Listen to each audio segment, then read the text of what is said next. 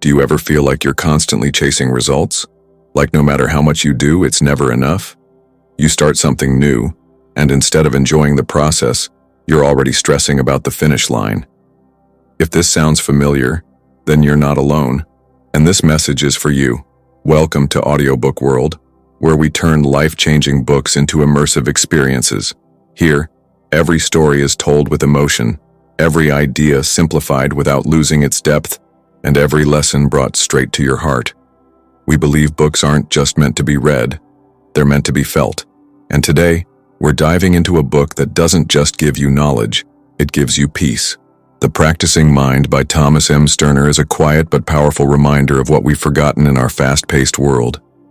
We live in a time where everything is about speed, faster success, quicker results, instant gratification. But Sterner asks a simple question: what if the joy isn't at the finish line, but in the step you're taking right now? In this book, he doesn't talk like a motivational speaker. He speaks like someone who has lived the struggle, who's been caught in the chaos of overthinking, impatience, and pressure. And from that chaos, he found clarity. Clarity that comes from learning to slow down, to focus on the process instead of obsessing over the product, to enjoy practice not as a means to an end, but as a form of peace, presence, and growth. Whether you're trying to learn a new skill, improve your habits, or simply live more mindfully, the Practicing Mind is your guide. It's not about doing more. It's about being present while you do what matters. So stay with us as we walk through the pages of this beautiful, calming, and deeply grounding book, right here on AudioBook World. Chapter 1.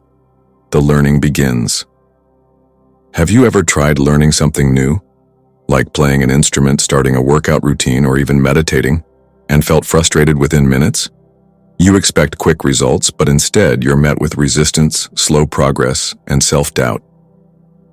In the very first chapter of The Practicing Mind, Thomas M. Sterner takes us into this universal human experience and gently challenges the mindset behind it. He begins by sharing his own story, how, after years away from music, he sat down at the piano again. His fingers struggled, his mind rushed ahead, imagining how beautifully he should be playing. Instead of enjoying the notes he was touching in the moment, he was trapped in thoughts of the future, judging his current ability as not good enough. And in that moment, he realized something powerful. We've been taught to be obsessed with outcomes, not presence. This chapter explains that the way we think about learning is flawed. We treat the early stages, the mistakes, the repetition, the slowness, as something to get through rather than something to embrace. We're in such a hurry to be good at something that we forget how beautiful the process of becoming good really is. Sterner uses the metaphor of building a wall. You don't focus on the entire wall. You lay one brick as perfectly as you can, and then the next one. And over time, the wall builds itself. The problem is, most of us are staring at the top of the wall feeling overwhelmed, judging how far we are from the end. In doing so, we rob ourselves of the satisfaction that comes from laying a single, focused brick. He also highlights how our minds are rarely here. They're constantly leaping forward. What's next? How far is left? Am I improving fast enough? This future-focused thinking creates anxiety and takes us out of the now, where the real learning happens. He invites us to stop measuring ourselves at every step and instead to trust the process, to realize that mastery is not a sudden jump. It's a slow, steady rhythm built through practice. By the end of the chapter, you begin to see practice not as a burden, but as a meditation, a way to be fully present, fully alive, even in the simplest actions. You learn that discipline isn't about forcing yourself. It's about falling in love with the moment you're in right now. So when you pick up a new skill or return to something old, don't rush, don't judge, don't compare. Instead, let the learning begin, not with pressure, but with peace. That's the heart of Chapter 1. Chapter 2. Process, not product. Why do we feel so anxious when we're working toward a goal? Why do we judge ourselves after just one mistake? Why does the joy disappear the moment we shift our focus from doing to achieving? In Chapter 2 of The Practicing Mind, Thomas M. Sterner explains the root of this struggle. and offers a simple but powerful shift. Focus on the process, not the product. Stirner begins this chapter by revealing how deeply we're conditioned to think in terms of results. From school grades to job promotions to fitness goals, everything in our life revolves around the end result. We've been taught to define our worth based on what we achieve, not how we grow. And because of this, we constantly feel pressure to reach the finish line as quickly as possible. But here's the problem. When our attention is always on the end goal, we rob ourselves of the present moment. We start measuring every little effort, every little failure, against the final outcome. And when things don't move fast enough or when progress seems invisible, we become discouraged, anxious, and even quit altogether. Stirner breaks this down with a powerful insight. When you focus solely on the product, you give away your peace of mind.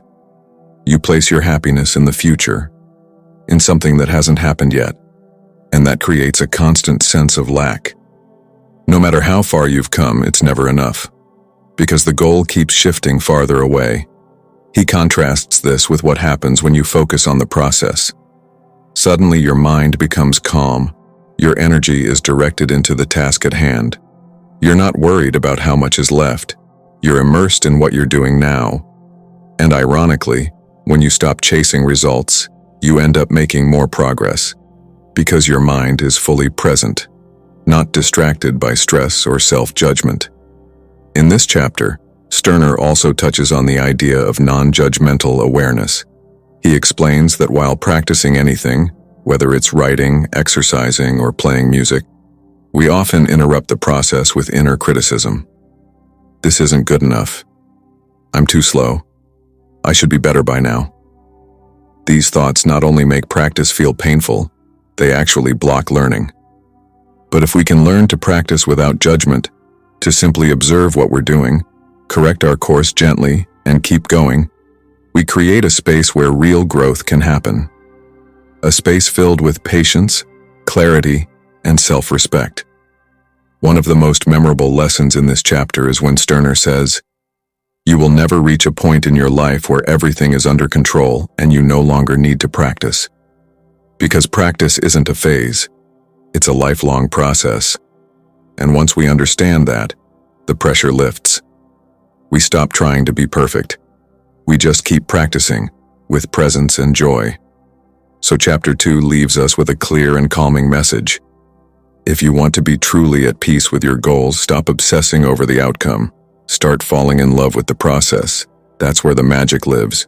Chapter 3, The Practice of Practice. Have you ever noticed how difficult it is to stay focused during practice? You sit down to learn something. Maybe it's a musical instrument, a new language, or even a fitness routine. And within minutes, your mind is already drifting. You're thinking about how far you still have to go, how slow your progress feels, or how much better someone else is at this than you. In this chapter, Thomas M. Stirner introduces a powerful concept that most of us don't actually understand what practice is. We've been taught to repeat actions, but never taught how to practice in a way that brings peace, presence, and real progress. Stirner begins by sharing a truth that feels both surprising and relieving.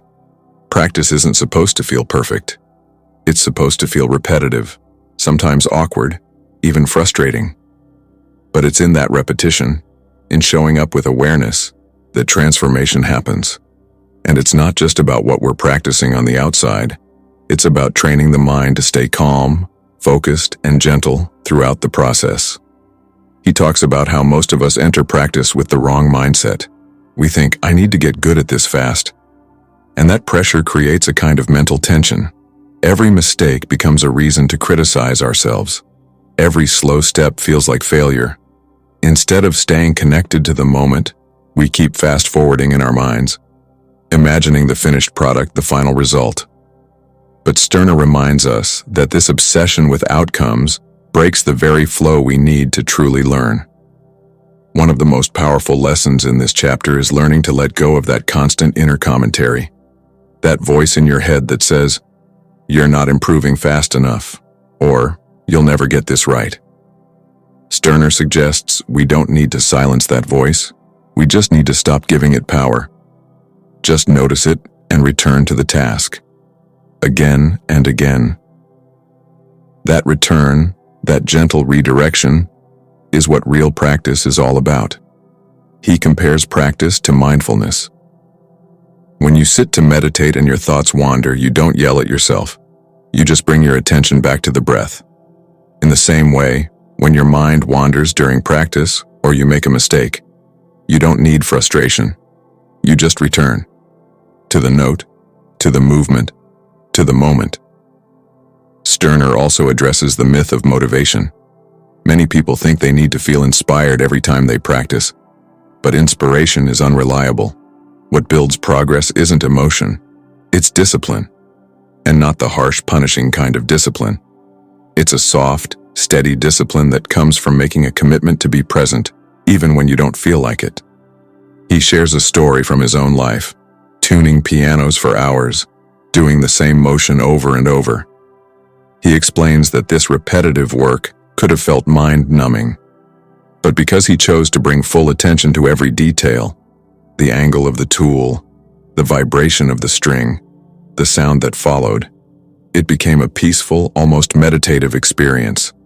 That's the difference between going through the motions and practicing with presence. Toward the end of the chapter, Stirner invites us to see practice as a moment-by-moment experience.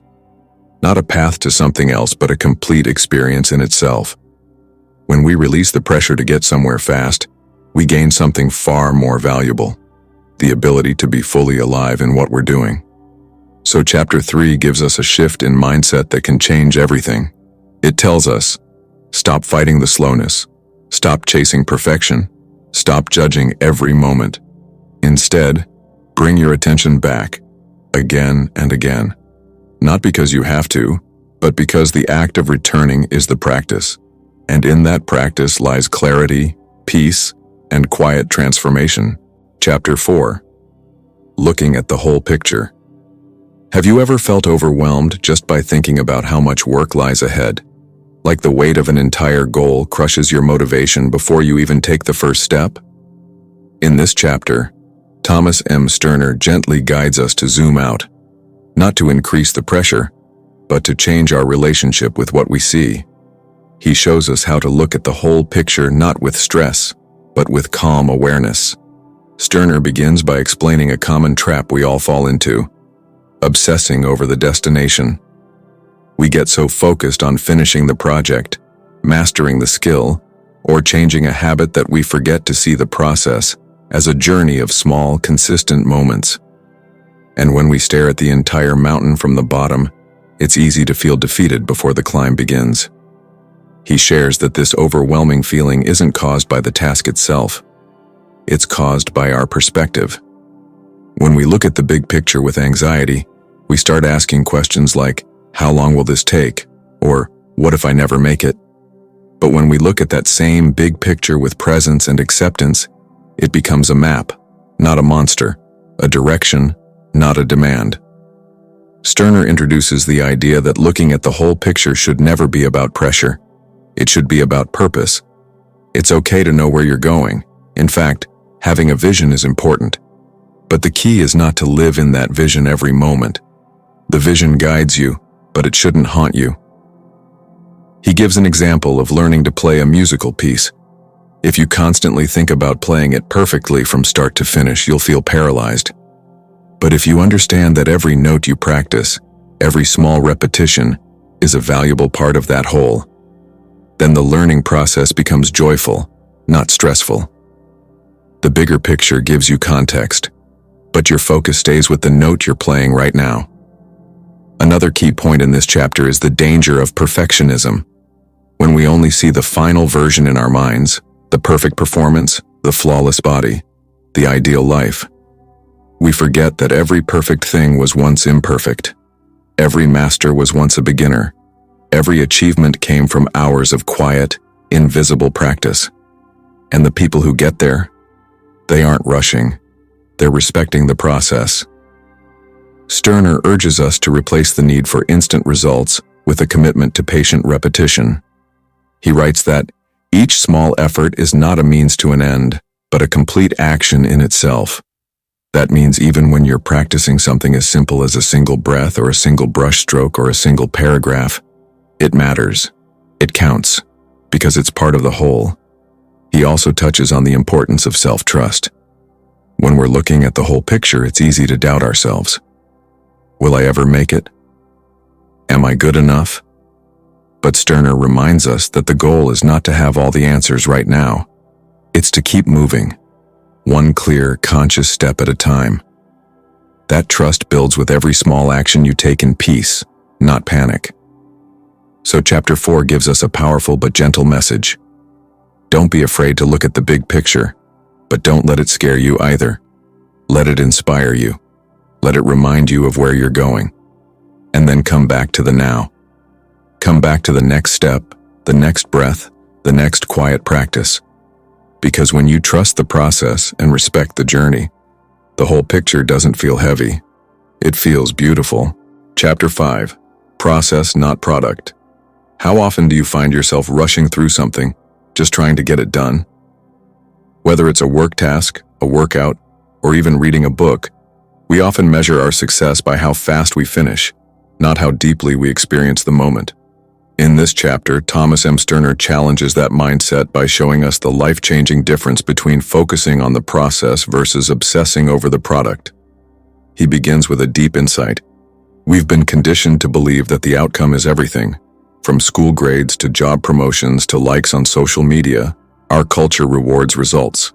So naturally, we start to see everything we do as a stepping stone to some future reward. And in that rush to reach the end, we miss the richness of the experience itself.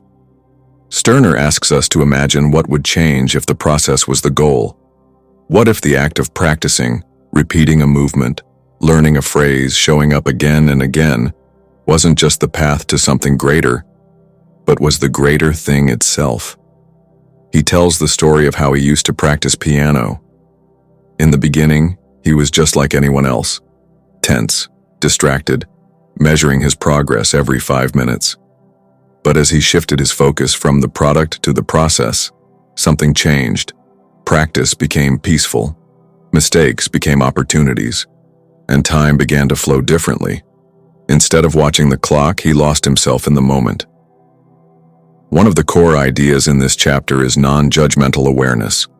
When we're focused on the product, we tend to judge every small mistake harshly because we're afraid it'll delay the result. But when we're anchored in the process, we see those mistakes as a natural, even necessary part of growth. They're not failures, they're feedback, and every bit of feedback is welcome. Stirner also points out that our obsession with results creates inner tension.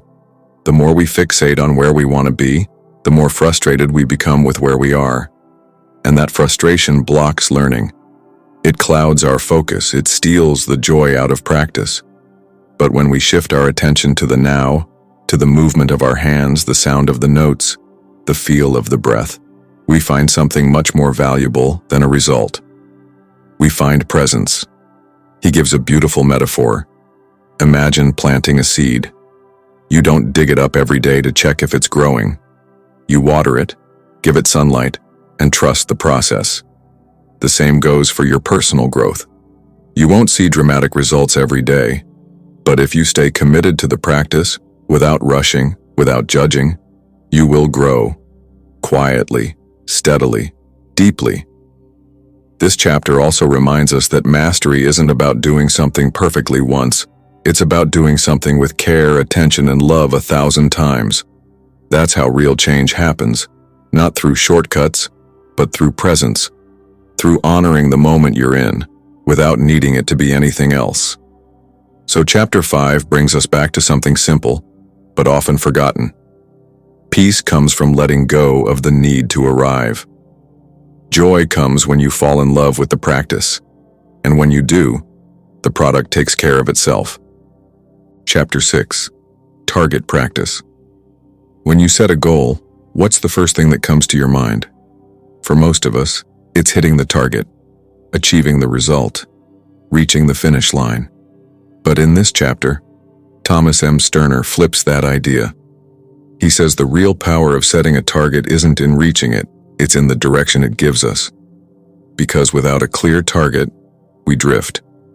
But when we aim with presence, we grow, even if we miss sometimes. Sterner opens this chapter by sharing a personal moment. How in his early days of piano tuning and musical practice, he used to place all his focus on getting it right. The problem? That mindset made him tense. Every time he missed the mark, he'd feel frustrated and discouraged. But when he shifted his thinking and started seeing the target as a guide, not a measure of success, everything changed. His energy softened, his focus deepened, and the process became peaceful. He explains that targets are important. They give us clarity, intention, and motivation. But they are not everything.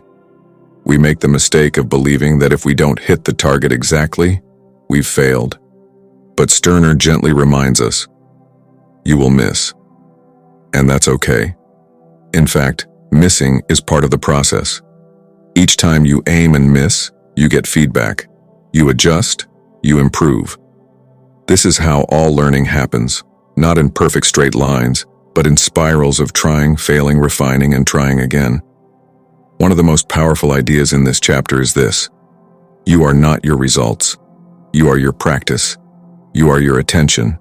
You are your willingness to show up, aim again, and keep moving forward with intention. The target is there to keep you aligned, but it's the process of aiming again and again that transforms you.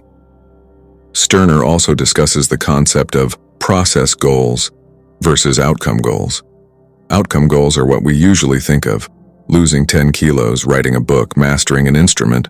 But process goals are about what you'll do regularly, like practicing guitar for 30 minutes a day, writing one paragraph every morning, walking for 20 minutes each evening. When your energy is rooted in process goals, you build consistency.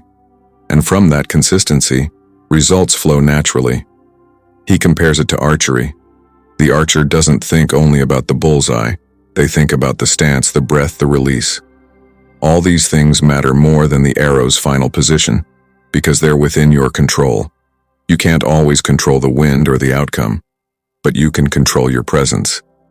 Sterner also warns us about attaching our self-worth to how close we come to the target. When we do that, every miss feels personal. We start to believe we are not good enough. But missing the mark doesn't mean you're failing. It means you're learning. It means you're in motion. And that's where all growth lives. In motion, not perfection. So Chapter 6 gives us a calm, empowering shift. Set your target. Aim with intention. But let your heart stay rooted in the practice, not the outcome. Because peace is not found in the bullseye. Peace is found in the breath you take before the shot, in the quiet focus as you pull the string, and in the gentle courage to try again. Chapter 7. The Power of Intent. Have you ever noticed how your energy changes when you're truly clear about why you're doing something? Suddenly, distractions fade, frustration softens, and even difficult tasks feel lighter. In this chapter, Thomas M. Sterner explores one of the most powerful forces behind any meaningful practice: intent. Not just what you're doing, but why you're doing it. Sterner begins by making a simple but profound point. Your intent sets the tone for everything that follows. If your intention is rooted in pressure, ego, or a desperate need to prove something, your practice will feel heavy. But if your intention is grounded in curiosity, growth, and presence, then even the smallest actions can become peaceful and purposeful. He shares how intent is like an internal compass. It guides your thoughts, your energy, and your attention. When you start with a clear, conscious intent, your focus sharpens. You're not pulled in 100 directions. You don't get as easily discouraged by slow progress or small setbacks. You know what you're aiming for, not just in result, but in experience. Sterner tells stories of his own journey, especially in learning difficult skills like piano tuning, golf, and meditation. In each case, he realized that the times he struggled the most were the times he had lost connection with his deeper intent. When his focus shifted from learning to impressing, or from improving to performing, frustration always followed. But when he returned to the simple, pure intention of being present, things began to flow again. One of the most important ideas in this chapter is that intent should be internal, not external. If your motivation is always tied to how others see you, you'll constantly chase validation and lose peace. But when your intent is rooted in your own values, like patience, discipline, awareness, you build something far stronger than skill. You build self-alignment. Stirner also reminds us that intent isn't about intensity. You don't need to force anything. In fact, good intent brings calm, not pressure. It's like gently turning your attention toward a purpose and staying with it. That gentle, steady energy is much more sustainable than bursts of hyper-effort that burn out quickly. He compares the mind to a flashlight. Where you point it, your intent determines what you illuminate. And the longer you hold that light in one place, the clearer things become. Your progress may not look dramatic from the outside, but internally, you're building clarity, focus, and inner strength. So Chapter 7 offers this simple, powerful reminder. Before you begin any practice, pause and ask yourself, what is my intent? Is it peace, presence, growth? Let that answer shape how you move, because when your actions are guided by conscious intent, you don't just get better at something, you become more whole while doing it.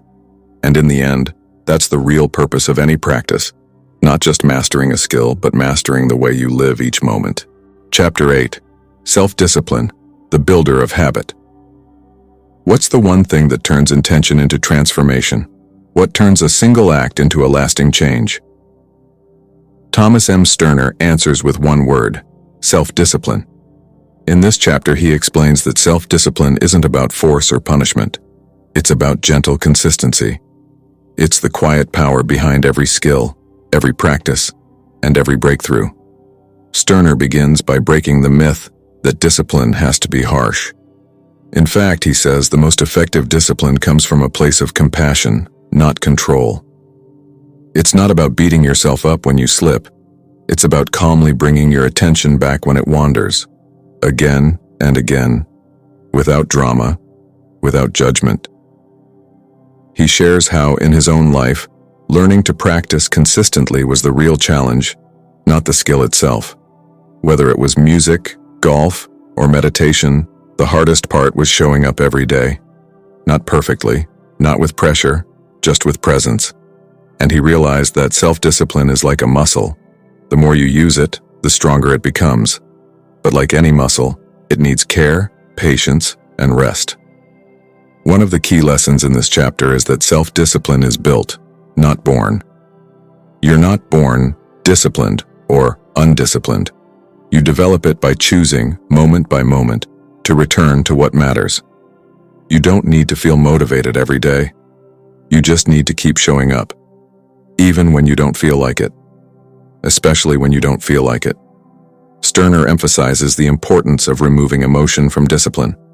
Not because emotions are bad, but because when you attach drama to the process, it becomes heavier than it needs to be. If you miss a day, don't spiral. Just start again, quietly, kindly. That's real strength. He also talks about habits, not as unconscious routines, but as intentional patterns we build through repetition. And repetition, he says, is sacred. Every time you repeat something with awareness, you deepen the groove in your mind.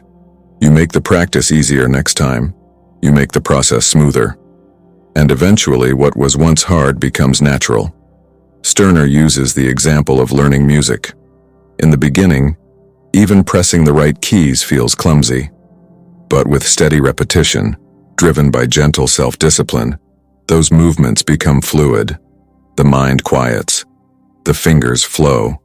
And what once felt like effort becomes a form of expression. He also reminds us that discipline is personal. Your routine doesn't have to look like anyone else's. You don't need to wake up at 5 a.m. or follow some perfect formula. What matters is that your actions are aligned with your values. That you show up for yourself, not for approval or comparison. So Chapter 8 offers a calming but powerful truth. Self-discipline isn't something you fight for. It's something you grow into, with patience, with presence, with kindness. Because when you practice with discipline day by day, you don't just get better at a skill, you become someone who can trust themselves, and that's the foundation of any meaningful life. What if the real success in life isn't about achieving more, but about being more present in what you're already doing? That's the quiet wisdom the practicing mind leaves us with. As we reach the end of this deeply grounding book, one thing becomes clear. Peace, clarity, and fulfillment were never waiting at the finish line. They were always available, right here, in this moment, in every breath, in every small action, if only we slow down enough to feel them. Thomas M. Sterner doesn't just teach us about focus or patience, he embodies it. Through his gentle storytelling, his honest reflections, and his simple yet powerful tools, he shows us a way of living that's calm but not passive, disciplined but not rigid, intentional but never overwhelming. His message is timeless, that real mastery isn't about speed or perfection, it's about presence. It's about learning to fall in love with the process itself, to practice with awareness, and to live each moment with quiet confidence and steady purpose. And as we close this journey through the practicing mind, we invite you to take this mindset with you. Not as something to try when you're stressed, but as a new way of being, patient, aware, and fully alive in the now. Thank you for being with us on Audiobook World, where books are not just heard, they are felt. Where every story is a doorway, every lesson an emotion, and every word a reflection of something deeper inside you. Our mission is simple, to bring you closer to yourself through the wisdom of the world's most powerful books. To create a space where ideas don't just pass through your mind, but leave a mark on your heart. If this experience touched you, stay with us, because this is just the beginning. More stories await, more insights, more calm, more truth. Right here, on Audiobook World.